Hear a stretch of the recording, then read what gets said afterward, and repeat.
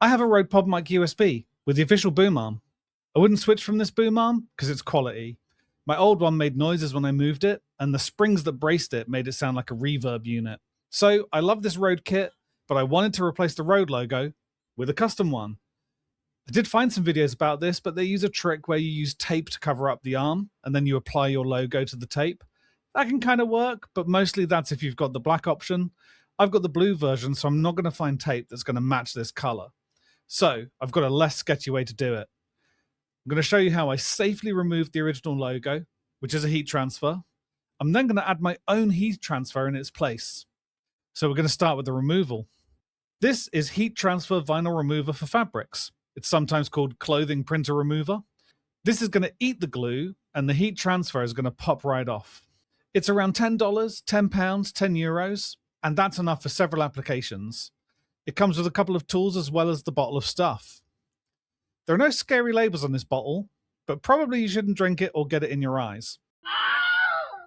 Using that stuff, you're going to give your arm a soaking, and you're just going to leave it. What will happen is you'll start to see the logo just start popping off the fabric of its own accord. Now be patient with it because it's doing its work. If you've got a high quality heat transfer, like the Rode one, it's going to peel off super easy. If you're doing this with a cheaper heat transfer, it's probably going to break as you go and it's going to get quite fiddly. And because you can't wash this like you would a garment, you're going to want to use a damp cloth afterwards to wash out any of the leftover liquid, and then you're going to want to let it dry. Now we're ready to add a logo. We're going to use a heat transfer, exactly the kind of thing that we've just removed. So it's going to look like it really belongs. I bought a gang sheet from DTF Owl. A gang sheet is where you fill up a whole sheet with transfers instead of ordering just a single print. That's going to give you multiple attempts, and it's going to remove a lot of the stress.